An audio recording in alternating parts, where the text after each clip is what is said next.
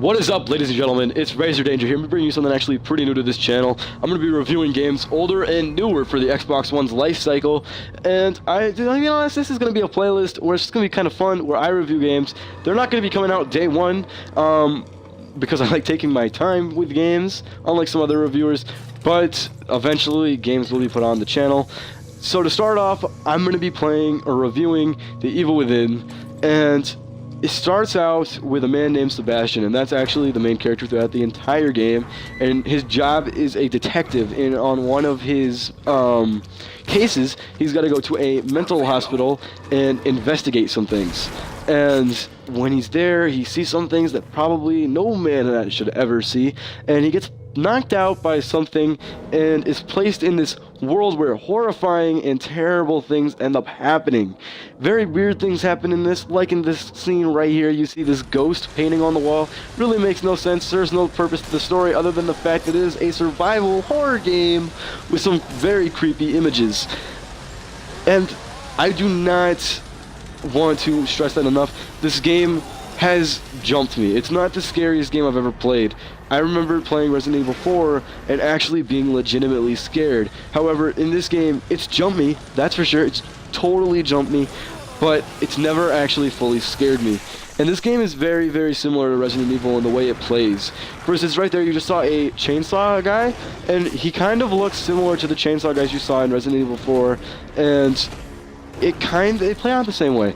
And this whole scenario, like all the boss fights end up being the same way. And there's that one point in the end of the game where, I'm not spoiling anything, but it just seems like they're taking a ton of things from Resident Evil and compiling them into one little mission. That's not necessarily a bad thing, but it's not necessarily a great thing either. I was kind of, in the middle about it. It was nice to have that nostalgia of being like, this is Resident Evil. But then realizing, it's not. It's really not. But overall, the game was pretty fun. It was very long. It took me 15 hours to complete the entire campaign. I did not look around every nook and cranny. I know one of my friends did that, and it took him several more hours than myself, and he also had a lot more guns than I did, a lot more ammo, and he took his time, and he got rewarded for it. I rushed, and I still felt like I got kind of rewarded for it, but this is just one of the many scenes, actually. Sorry for cutting off there. This is actually one of the many scenes where it kind of just weird and freaky.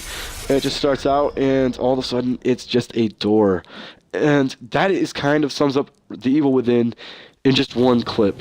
It's very weird. It starts out one way, and it never really stays the same. In a way, it kind of reminds me of Inception. There's many times where things start moving in the world, and it is very Inception-y, if you know what I mean. And it kind of feels a little bit off at times, but in other times it makes perfect sense. That's all I really have to say for that part. The player, you can upgrade your player, you can upgrade your health, your abilities, your guns. You can do all kinds of things. You don't upgrade your guns like you would in like the Dead Island, where you actually mod your guns. You can just increase the damage, increase your accuracy, that kind of thing. And the accuracy is actually very, very important in this game. If you miss in the bullet, like, your gun does sway, and so you're like right there, you're gonna see me miss a lot in these clips because you have to be on point. Like, you cannot miss a shot, and every bullet counts, which is, again, a lot like Resident Evil, but it's also like every other horror game out there. I know I'm showing majority of boss battles right now. Those are the main clips that I got, and yes, I die many times throughout these boss battles.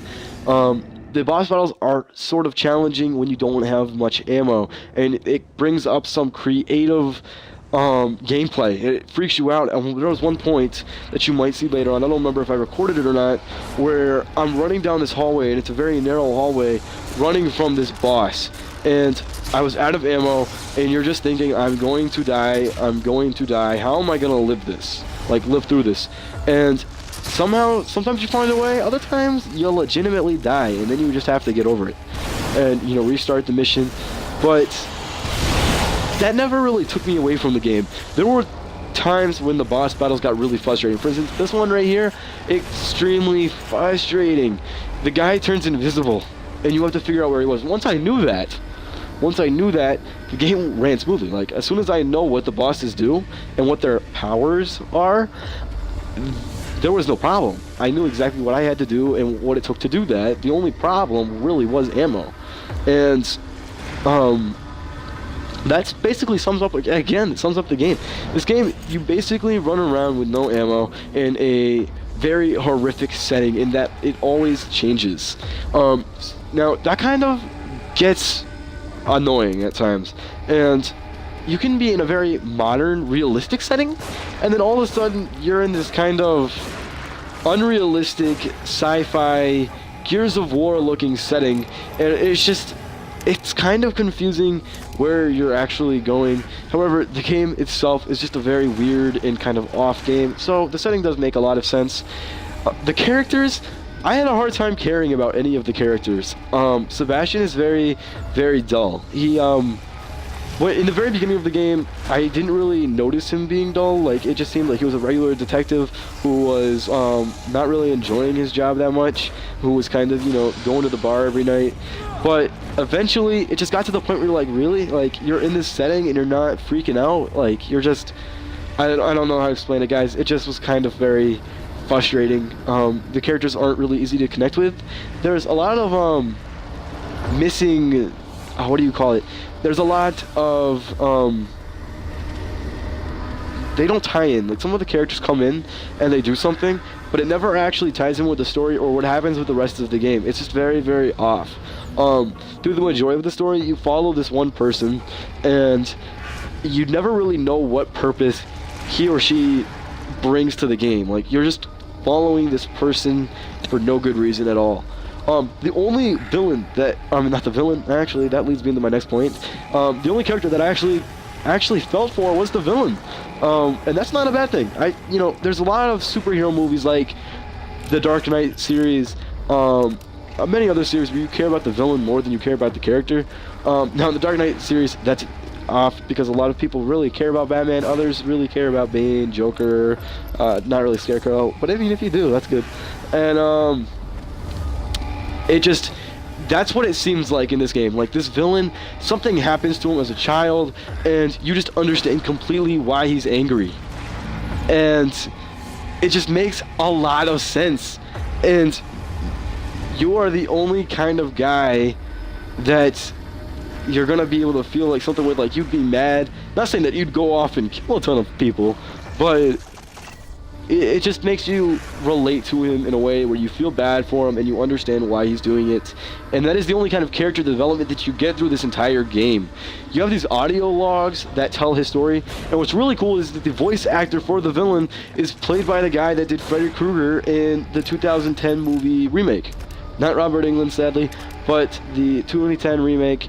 You have that Freddy Krueger, which was kind of very cool. I was not a big fan of the 2010 remake of Nightmare on Elm Street, but it was cool to hear his voice as the villain in something that you actually cared about, if that makes sense.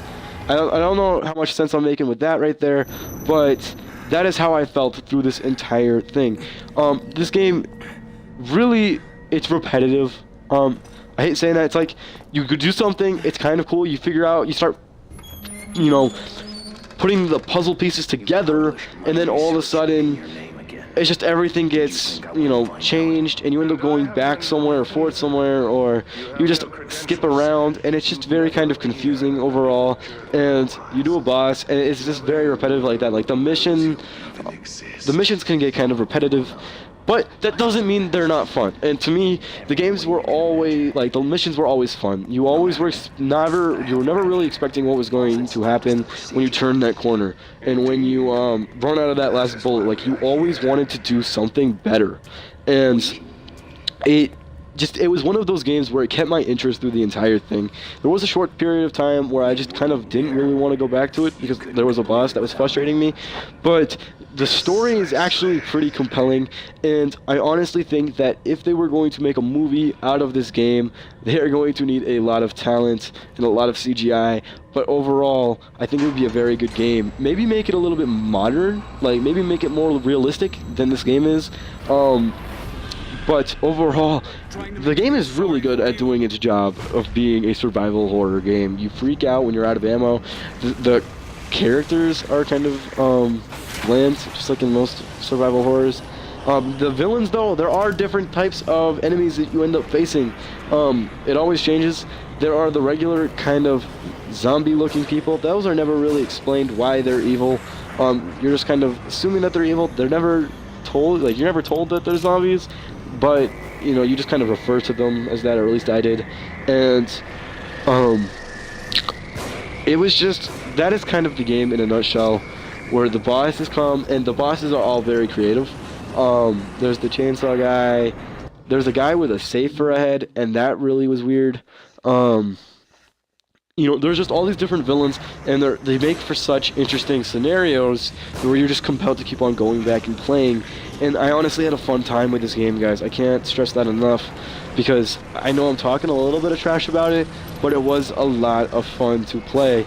And it definitely was a lot more fun when I had a friend next to me, whether physically or talking to him online. You cannot play this game co-op, but I was in a party talking to my friends, and that made the game a little bit more enjoyable.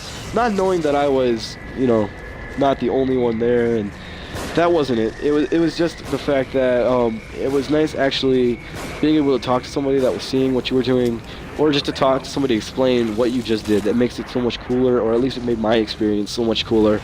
And that's pretty much all I have to say for The Evil Within, guys. There are some things that are never really understood or never really explained. The ending is kind of off, but I honestly think that there will be eventually a sequel for it. There is no after credit scene.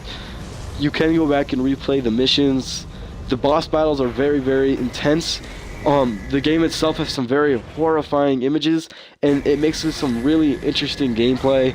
And the game as a whole is a really, really good game. And I know this video is kind of long, so I apologize, but that is all I have to say. Thank you guys so much for watching. I would probably give this game I would say a 7.5 out of 10. Definitely pick it up, but I don't think I would have paid $60 for the game. I probably would have waited until it was, you know, $40 or $50, and then I would have gotten it. I don't know if 60 was really the right price for it, but there was definitely a very long campaign. It was definitely a lot to the campaign. The story's decent. The characters are okay. They're not the best. They're not the worst characters you've ever seen, but they are pretty dull. The settings are amazing. It does a really good job with setting tone. So again, I'd give it a 7.5, maybe an 8, depending on how much you really enjoy horror games. If you like action games, you might enjoy this game as well. It does take some times when it's very action gamey kind of thing, but the majority of the time it's survival horror, and it's very, very interesting and fun, and I really do hope they make a sequel, and I will definitely buy the sequel. Thank you guys so much for watching. Please leave a like, comment, and subscribe. Thank you guys.